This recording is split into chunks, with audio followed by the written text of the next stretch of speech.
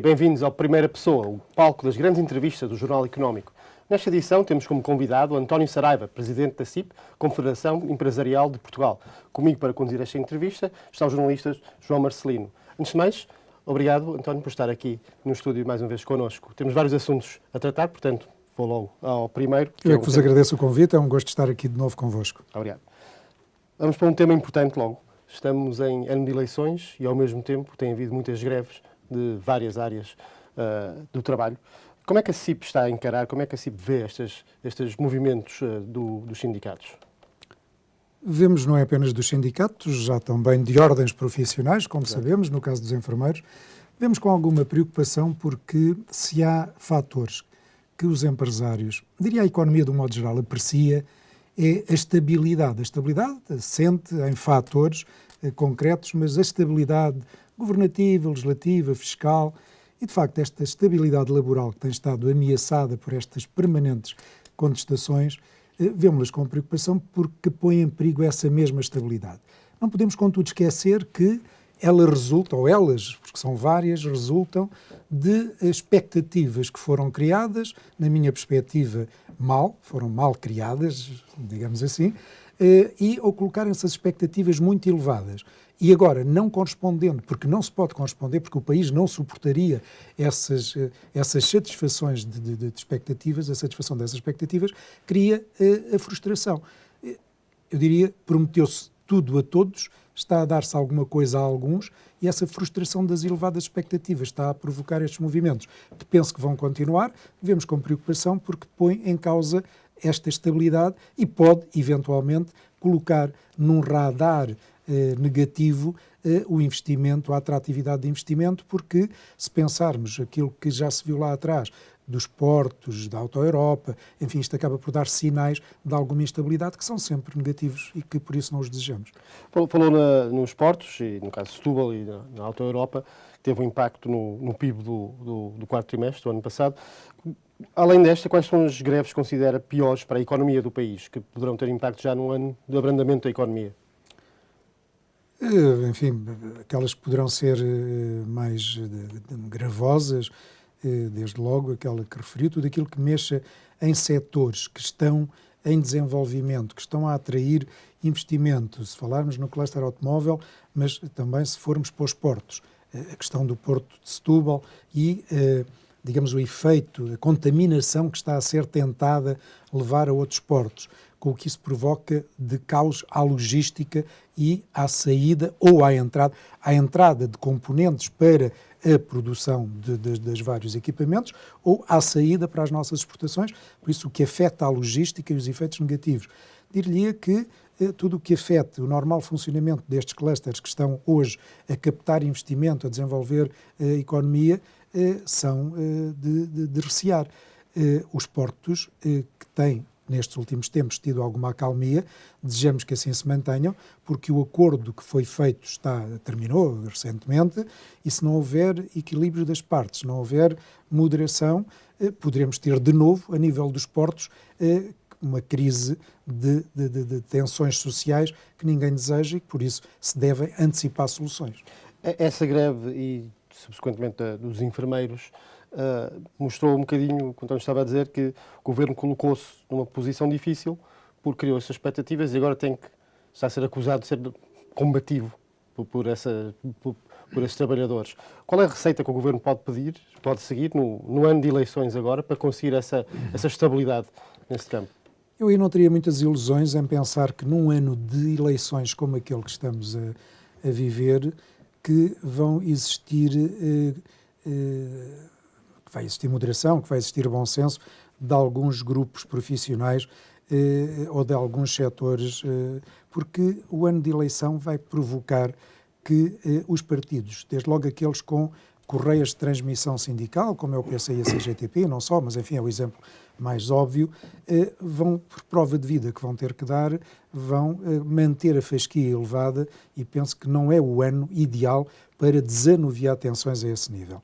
Lamentavelmente, porque é a economia que sofre. Agora, não espero, muito honestamente, grande alívio dessas tensões, embora elas fossem desejáveis e necessárias. Não espero muita diminuição das mesmas.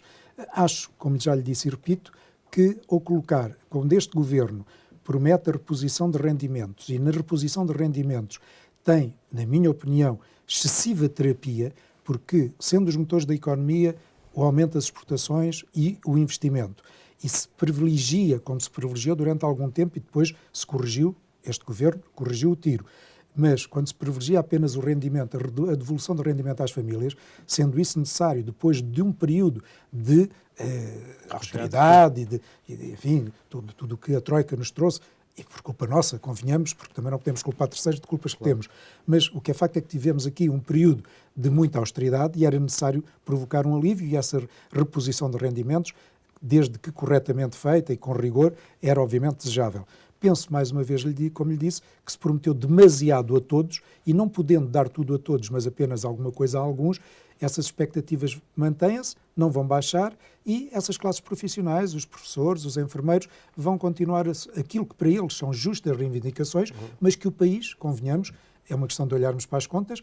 Os professores, todos hoje sabemos que atender àquela reivindicação exigiria a necessidade de 160 milhões de euros, são volumes que alguém terá que os pagar.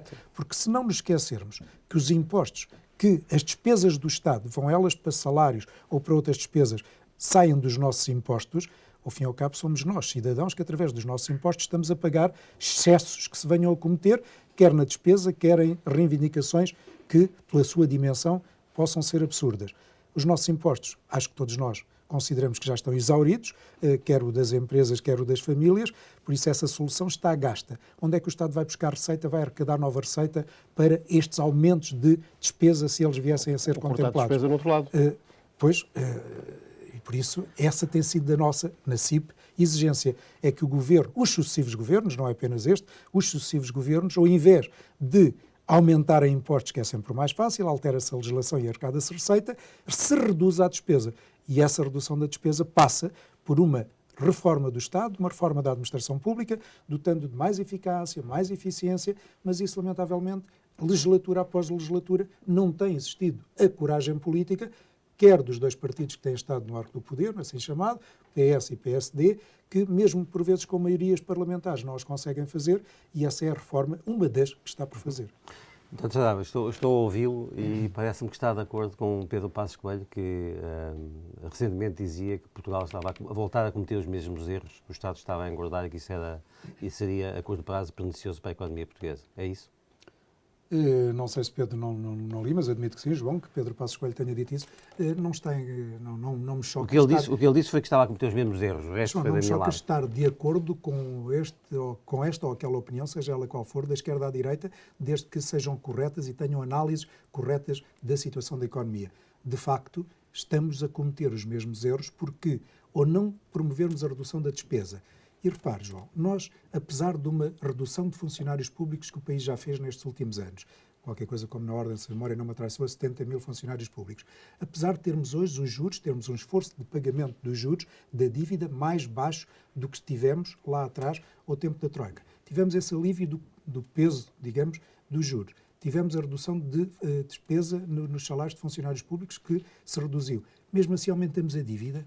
Há aqui qualquer coisa que nesta equação eu não consigo entender. Não sou economista, provavelmente por insuficiência técnica de poder fazer essa análise, mas de facto, numa análise muito superficial, se há menos despesa, aquelas que referi, e mesmo assim a dívida vai aumentando, há coisas por fazer, há erros que foram cometidos e que têm que se refazer. Mais à frente voltaremos à dívida. Diga-me uma coisa, quais são, rapidamente, 2 ou 3 das reformas que acharia que seriam absolutamente necessárias para dar outra capacidade à economia portuguesa?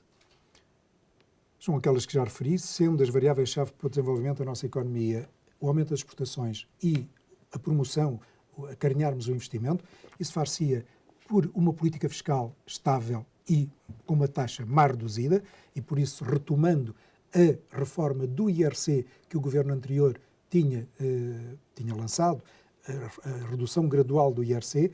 Que devia ter ido mais longe. Que deveria ter ido mais longe, não devia ter sido suspensa, como lamentavelmente foi suspensa por este governo. Por isso, a manutenção da redução gradual da taxa de IRC e a previsibilidade fiscal, porque tão importante para os investidores como a carga, é a previsibilidade, porque os investimentos são pensados a 5, 6 anos, já não pensamos hoje a longo prazo, porque a vida hoje altera muito rapidamente, e ninguém vai projetar um investimento a 5 anos quando sabe que por orçamento, cada orçamento traz uma carga fiscal diferente e a imprevisibilidade associada.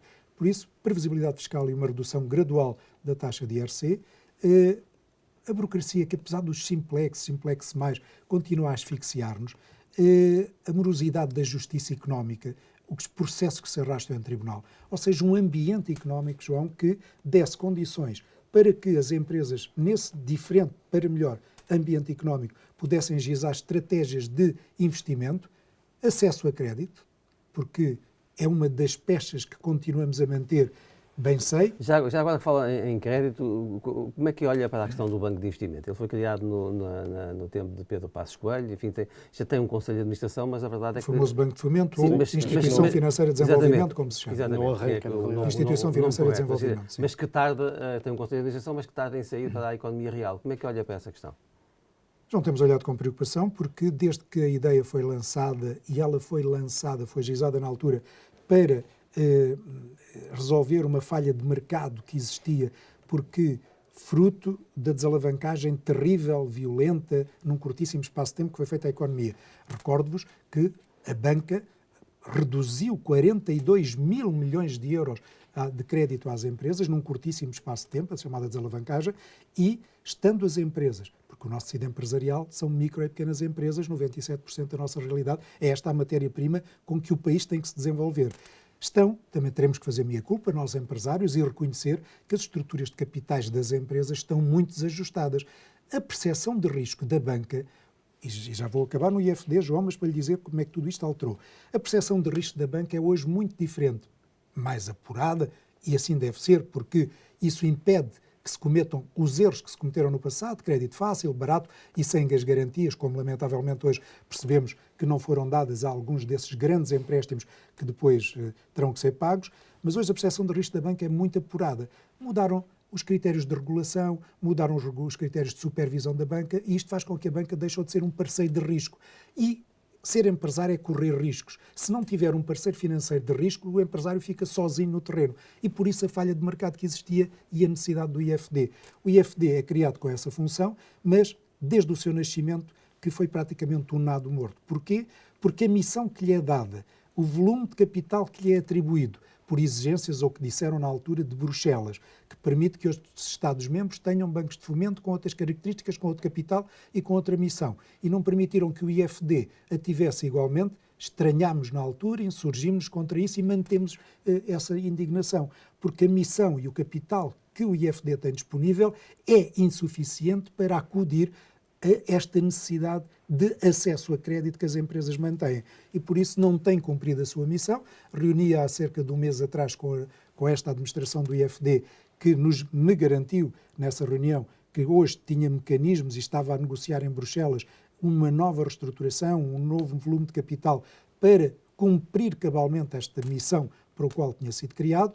Mas, João, o que é verdade é que já passaram 4 ou 5 anos da sua criação e medidas concretas, palpáveis, resultados concretos para a economia e para as empresas portuguesas, diria zero. Voltando um bocadinho ao tema do IRC, a iniciativa de redução do IRC, a reforma do IRC, na altura, antes de ser suspensa, tinha um compromisso alargado dos dois principais partidos. Do PSD e do PS, na altura, comandado por António José Seguro. Exatamente. Portanto, havia alguma... Era abrangente naquilo que interessa. Os empresários, sabemos, continuam a pedir essa medida, acima de qualquer outra, eventualmente, mas António vê alguma possibilidade disso voltar em cima da mesa, haver um consenso político nesta altura, como chama o Presidente nesta altura?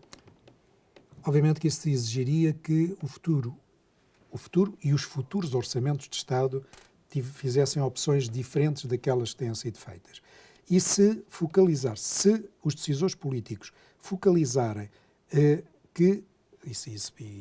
consciencializarem este facto, que os motores da economia portuguesa, e não só, mas falemos da nossa, obviamente, são, como eu já disse, o aumento das exportações, troca de importações por fabrico interno, paralelamente, e a promoção do investimento, quer a captação de investimento direto estrangeiro, quer o desenvolvimento de investimento interno, tem que criar um ambiente amigo destas condições. E isto são opções que se fazem a nível do Orçamento do Estado. Por isso, para reduzir gradualmente, não é de um momento para o outro, a taxa de IRC dos atuais 21 para os 17, 18 que desejaríamos ter, à semelhança de outros países europeus que concorrem connosco, não é preciso irmos para a Ásia, isso são opções que se fazem em sede do Orçamento do Estado. E por isso essas opções, porque havendo uma aparente diminuição de receita, teria que ser compensado de outra forma. E digo aparente por uma razão. Porque quando se reduziu, no governo anterior, a taxa de IRC, que estava em 25 e se reduziu para os 21, curiosamente a arrecadação de receita do IRC aumentou. Reduziu-se a taxa e mesmo assim aumentou-se a receita. Por isso é falso, porque isto não, enfim, a economia não é uma ciência exata, não, é falso dizer-se quando se baixa a taxa que há uma menor arrecadação de receita. A economia tem regras e tem dinâmicas que depois compensa e surpreende muitas vezes agradavelmente estes analistas.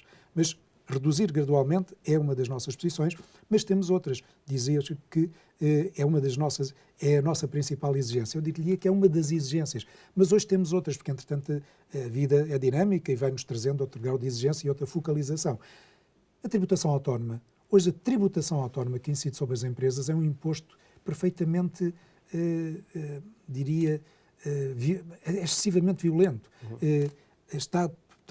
Tem um figurino de mera arrecadação de receita. Estamos a pagar, imagine, a tributação autónoma das viaturas comerciais dos nossos comerciais, que se vão tributar viaturas das direções, das administrações, porque são viaturas com determinadas características e volumes de compra, enfim, entenderemos. Agora, viaturas comerciais de 2 lugares, aquelas que os comerciais têm para o seu dia-a-dia, para exercerem as suas funções, enfim, há aqui, como lhe digo, uma violenta captação de receita por esta via e as tributações autónomas têm sido, ano após ano, uma das exigências que temos colocado.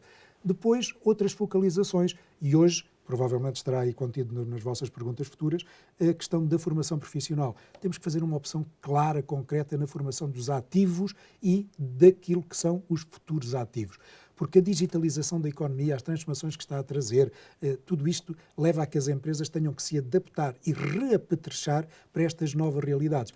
A qualificação dos nossos recursos humanos, de um modo geral, é uma obrigação que o país, os empresários, os governantes, os sindicatos, é um imperativo nacional a qualificação dos nossos trabalhadores. E por isso a opção em Orçamento do Estado de verbas corretamente canalizadas também para este efeito da qualificação dos ativos é fundamental. Por isso são opções que têm que se tomar.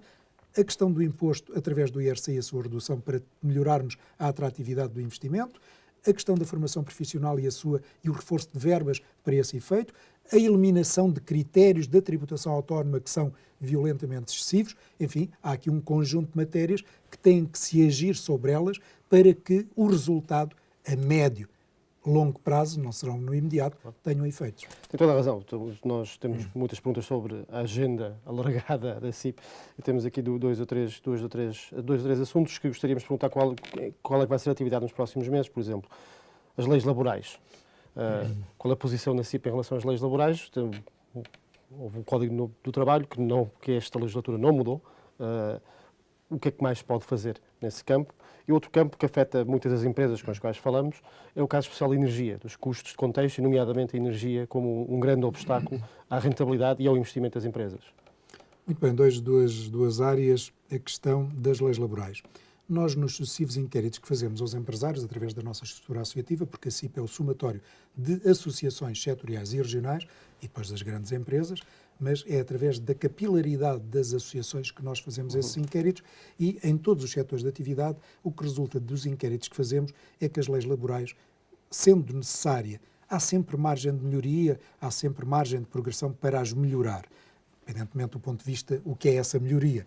Seguramente os sindicatos têm uma, nós empregadores teremos outras, mas há sempre, eu diria, numa linguagem talvez mais comum, que há sempre margem para adaptar a legislação, seja ela laboral ou outra, a Constituição, inclusivamente, à realidade dos tempos. Adaptar neste sentido, adaptar a legislação à realidade dos tempos.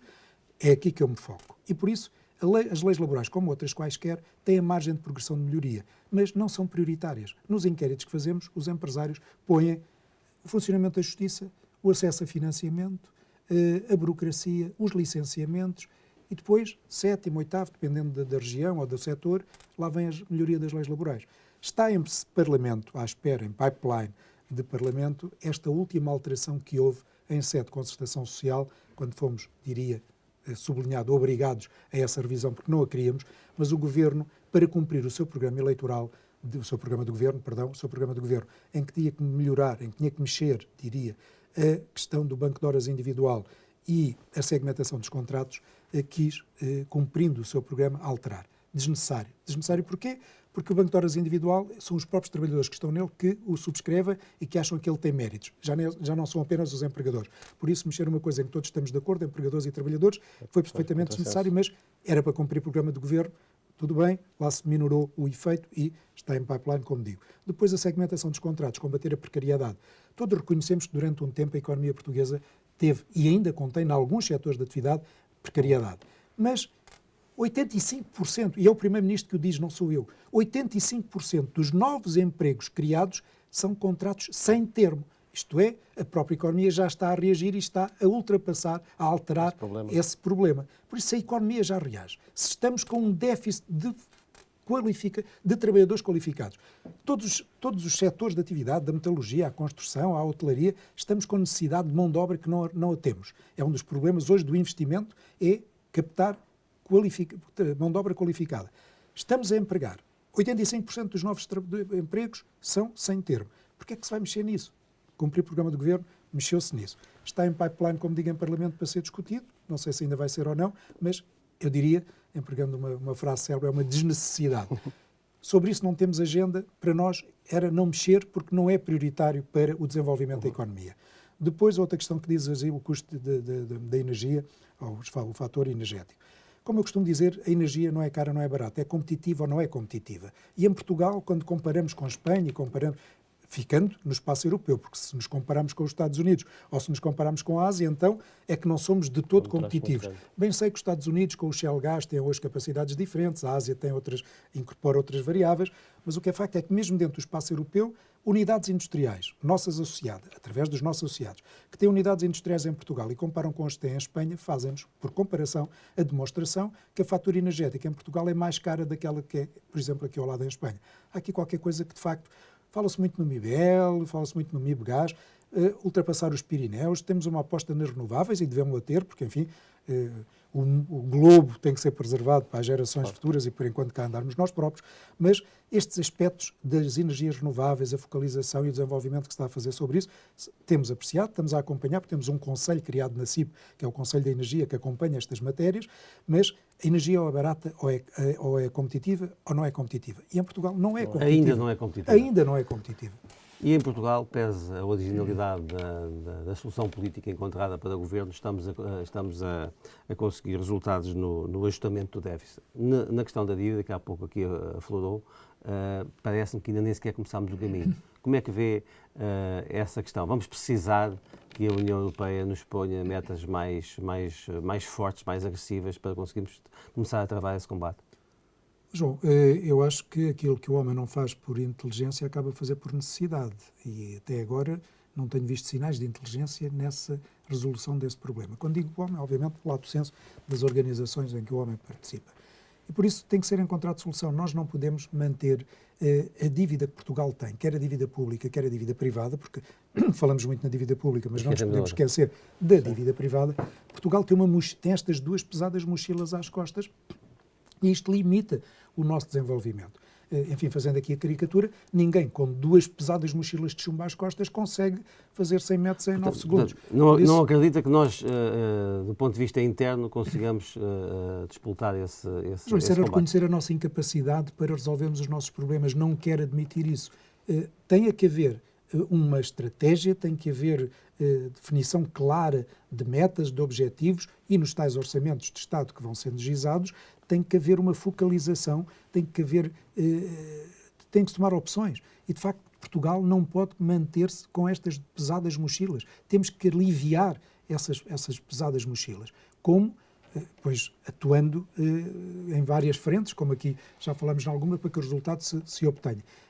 Regras europeias. as tais novas regras. Existem algumas, mas são muito tímidas. Eu pergunto-lhe se será necessário no futuro ter, tal qual se passou em relação à dívida, métodos mais agressivas. Se não conseguirmos por nós próprios, provavelmente elas terão que ser impostas por regras comunitárias que venhamos ter que cumprir. Costuma falar desses assuntos com os decisores políticos? Costumamos, aliás, sempre que há Conselho Europeu, a anteceder os vários Conselhos Europeus, há uma tradição do Primeiro-Ministro, o Governo, mas através do Primeiro-Ministro, e é o Primeiro-Ministro que vem falar com os parceiros sociais, a anteceder o Conselho Europeu, reuniões com os parceiros sociais nos vários dossiês. E que feedback é que tem em relação a essa preocupação particular?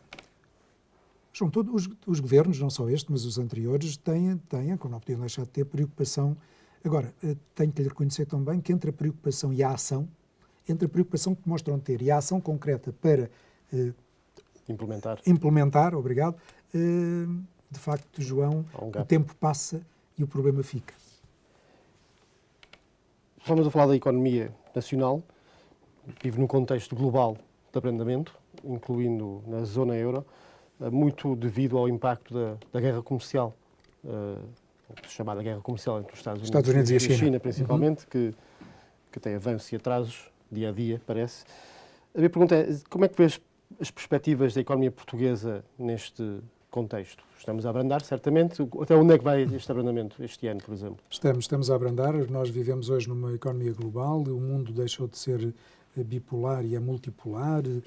Temos várias tensões, a guerra comercial Estados Unidos-China, mas depois há outros fatores, como é o flop da cimeira dos Estados Unidos com a Coreia do Norte. Enfim, criam-se expectativas e elas são goradas, o mundo reage. Hoje o Brexit e a ameaça que tem sobre a economia portuguesa também, a desagregação do próprio modelo europeu, porque a União Europeia, ao invés de se criar como uma verdadeira União, encerra ela própria fenómenos de desagregação que são preocupantes a esta escala global e estando nós inseridos neste espaço económico, por isso a preocupação, mas todos estes sinais fazem perigar a estabilidade da economia portuguesa, porque somos uma economia pequena, aberta ao mundo, como se dizer-se, e por isso qualquer destas perturbações hoje nos afeta. Os sinais externos, felizmente temos tido os astros alinhados, porque as taxas de juros, o preço do petróleo, a estabilidade que tem existido, o crescimento de alguns dos nossos parceiros económicos, coisa que também está em arrefecimento. Recordo-lhe que 75% das nossas exportações destinam-se à Europa. A Europa está, como estamos a observar, lamentavelmente, em declínio. A própria Alemanha começa a dar sinais de abrandamento. O Brexit e os seus efeitos. Apresentámos recentemente um estudo, que a PSIP promoveu, como sabe, em que demonstramos que, mesmo com acordo, as exportações portuguesas poderão sofrer um decréscimo de 15%. Sem acordo, esse valor pode ir até 25%. O Reino Unido é o nosso primeiro mercado de exportação de serviços e o quarto de bens. E os efeitos são óbvios. Já estamos a senti-lo porque 9% da redução que o turismo no Algarve e na Madeira está a sentir é oriundos do Reino Unido. Por isso já estamos a sentir algum efeito. Mas temos que olhar também para isso como uma oportunidade. Não podemos ver apenas uma ameaça no Brexit, também temos que ver como uma oportunidade e é esse,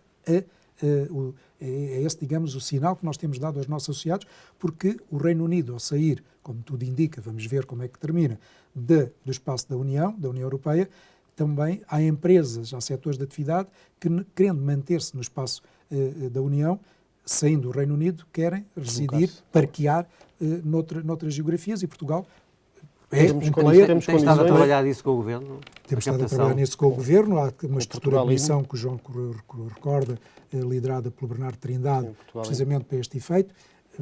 Enfim, penso, sem querer criticar, porque enfim não tenho elementos para isso, mas penso que poderíamos já ter feito um pouco mais. Penso que a nossa diplomacia económica podia ter sido mais ativa do que tem sido, mas enfim, esperemos para ver, porque há aqui às vezes resultados que não se vê no imediato e vê-se a médio prazo, mas temos aí também uma oportunidade que Portugal tem que jogar neste jogo de atração de investimento, porque há oportunidades que, como a Alemanha está a fazer, como a Itália está a fazer, Espanha aqui ao lado, Portugal é um player que pode atrair essas oportunidades. Mas tendo em conta as limitações estruturais que temos na economia, que estávamos a falar há pouco, estamos mesmo na linha da frente para conseguir apanhar essas oportunidades?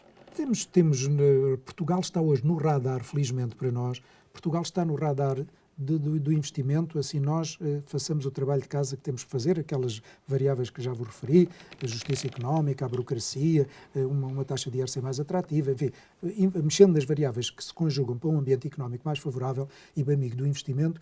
Portugal, apesar de tudo, está no radar do investimento. Veja os investimentos, independentemente agora se são investimentos de mão de obra intensiva, se vêm para ficar, se rapidamente saem, como é o caso da Google, como é o caso da Mercedes e do seu centro tecnológico. Enfim, o investimento é todo bem-vindo, independentemente, diria, de raça, cor, credo. Todo o investimento, diria que é bem-vindo. E estamos a atrair investimento. A Web Summit, felizmente, pôs Portugal no radar. Lisboa, Porto, Portugal está na moda, não só em termos turísticos, mas também de investimento. Temos as empresas estrangeiras que estão em Portugal. A Bosch, a própria Mercedes, a Auto Europa. Enfim, temos hoje aqueles que cá estão, que são casos de sucesso e querem aumentar o investimento que têm em Portugal, mas outros que começam a aparecer, como aqueles que já referi. Temos é que melhorar o ambiente, mexer nessas variáveis para que ainda possamos atrair mais e melhor investimento. Esse é o caminho para que a economia, apesar das ameaças externas, como há pouco me perguntava, que são hoje mais visíveis e mais imediatas do que foram num passado mais remoto, mas Portugal tem... Nós estamos aqui num triângulo virtuoso, como eu digo, porque Portugal é de facto um país, temos 89 mil km², como sabemos, mas não deixamos de estar num triângulo virtuoso, África, América, enfim, sempre tivemos no mundo, desde os descobrimentos, façamos das nossas fraquezas forças e vamos vencer seguramente. Eu sou um otimista por natureza. Perguntas muito rápidas para terminar esta entrevista. Eu não tenho ouvido falar muito de política, normalmente abordo estas questões mais técnicas. Isso significa que a geringonça não tem impactado muito no funcionamento da economia portuguesa e que o PS tem mantido um caminho europeísta e, digamos, liberal do ponto de vista do funcionamento da economia. Este governo, apesar dos sinais errados, na minha perspectiva, que deu quando chegou, de reversões, e o país não precisa de reversão, precisa de evolução, não é de reversão. Apesar dos sinais que deu de reversões, das leis laborais, das privatizações, enfim, teve ali uma entrada de leão, mas o que é facto é que depois, isto, enfim, é como o de Tsipras na Grécia, uma coisa é aquilo que, enquanto não se está na cadeira da responsabilidade, nem digo do poder, na cadeira da responsabilidade, as grandes teses, as grandes teorias, outra coisa é depois quando se tem, enfim, quando assentamos na realidade e a responsabilidade que isso provoca, as medidas são adaptadas. E, de facto, este governo, ao longo da legislatura, e porque o PS é, como sabemos, um partido europeísta, adaptou à realidade e, apesar de estar refém, como esteve em muitas matérias, as leis laborais e não só, do Bloco de Esquerda e do PC, seus parceiros necessários para a estabilidade parlamentar, estando demasiado refém, na minha perspectiva, não deixou de desenvolver uma política que acabou por não ameaçar muito e os investimentos não deixaram de se fazer e a estabilidade económica não deixou de ser encontrada. Vamos ver o que é que o novo ciclo político nos vai trazer, o que é que das eleições de outubro, que quadro parlamentar nos trará, mas enfim, como lhe disse, para nós empresários a estabilidade é o fator preponderante. Se tivesse que escolher, preferia um governo maioritário do Partido Socialista do que um governo hipotecado à extrema-esquerda? João, gostaria que houvesse condições para termos um Parlamento de onde sairá um governo, um Parlamento com condições para fazer as reformas que o país tem que fazer, sejam elas quais forem, da Constituição a outras, e pôr o país a crescer, independentemente das cores que esse Parlamento maioritariamente vier a ter. Era a resposta politicamente correta que eu esperava. Deixe-me fazer-lhe uma outra pergunta. Como é que olha para a questão dos escândalos que têm abalado a confiança dos portugueses na banca? Com preocupação, João, porque estes escândalos trazem à sociedade portuguesa, a qualquer sociedade, mas desde logo à portuguesa, sinais errados do que em democracia um país se deve desenvolver. Nós não podemos ter dois pesos e duas medidas. Nós não podemos dar sinais, como temos vindo a dar, de laxismo, de má gestão, de critérios... Mas surpreendeu esses casos que foram conhecidos? Surpreende-me. Não tinha ideia nenhuma da escala. Uma coisa é aquilo que nós pensamos e intuímos que há qualquer coisa que está mal. Outra coisa é o que é a verdadeira dimensão do que está mal e os interlocutores, os agentes dessas maldades, digamos assim. Surpreendeu-me uns pela dimensão, outros, aqueles que me surpreenderam, porque outros, enfim, já o esperava, também sou um leitor atento da realidade portuguesa, mas alguns mesmo assim tiveram a capacidade de me surpreender. O senhor já disse que em dezembro termina o mandato à frente da CIP. Sei que ainda faltam bastante tempo, mas que, enfim, tentando nos situar já no mês de dezembro, Que legado é que acha que deixa na economia Em portuguesa? boa verdade, João, terminarei em março de 2 a 1 ano, porque as eleições, o mandato termina em dezembro e as eleições faz-se durante o primeiro trimestre do ano seguinte, ou seja, daqui a um ano, precisamente, estaremos em eleições dos novos órgãos sociais da CIP. O legado que deixo é uma melhor arrumação do movimento associativo empresarial.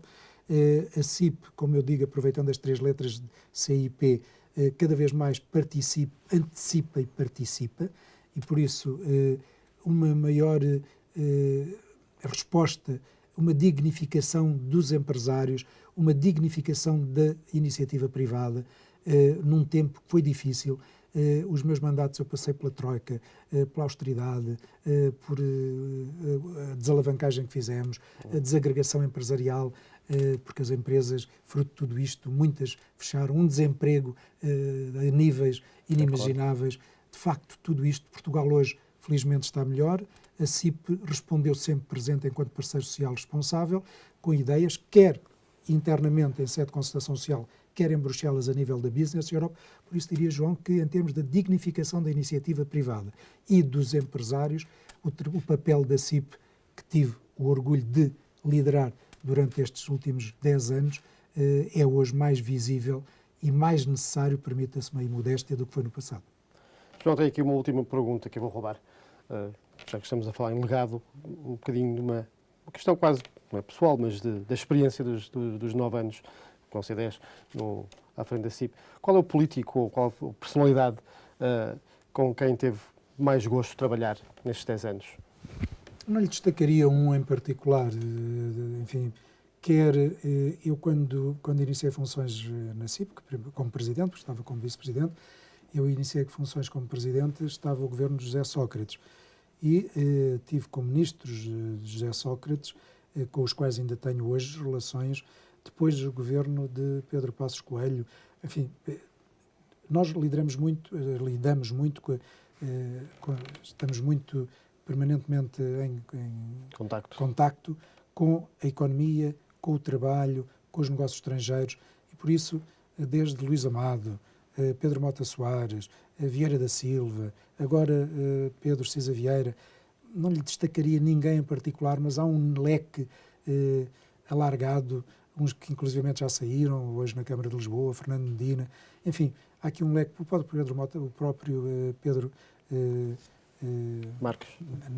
Pedro Passos Coelho, enfim, há um leque de pessoas, porque independentemente dos partidos, e eu se calhar ainda alimento alguma utopia de posicionamento, habituei-me com estes governos com os quais trabalhei a perceber que, independentemente das ideologias, independentemente do clubismo que os partidos obrigam, todas as pessoas mostraram ter interesse num Portugal melhor, independentemente da visão que tinham para ele, e por isso não lhe destacaria ninguém em particular, porque tive um leque, felizmente, alargado de pessoas com quem gostei muito de trabalhar. Já que falou nos trabalhadores, acha que deixam um salário mínimo digno? Gostaria de ter deixado um salário mínimo melhor, porque gostaria de ter criado condições à economia para o poder pagar. Porque o espaço europeu em que nos inserimos, João, tem também aí sérias desigualdades. Enquanto em Portugal pagamos hoje 600 euros, na República Checa e na Roménia, na Eslováquia, Eslovénia, lamentavelmente ele é menor e é com esse que nós concorremos. Temos fragilidades empresariais, hoje ainda em Portugal, que os 600 euros, porque estamos a falar de um ordenado que se fala de 600 euros, mas para a empresa o pagar tem que ter cerca de 1000 euros em caixa. É disto que estamos a falar. E há empresas que, lamentavelmente, pelas curtíssimas margens e demasiado expostas a esta concorrência perversa que a globalização os obriga, têm sérias dificuldades em grandes alterações da massa salarial. Temos que as proteger a essas. De qualquer maneira, também é com orgulho que vejo que a esmagadora maioria das empresas, nos sucessivos contratos coletivos de trabalho que têm sido realizados, pagam hoje acima do salário mínimo, é porque a economia criou condições para que isso acontecesse e ainda bem que assim é. Chegamos assim, mesmo ao fim da entrevista, ao tempo que temos alocado para a entrevista. António, obrigado por estar aqui a partilhar as ideias da CIP sobre a economia e sobre as empresas e até uma próxima oportunidade. Agradeço também aos nossos telespectadores a preferência e até à próxima edição do Primeira Pessoa.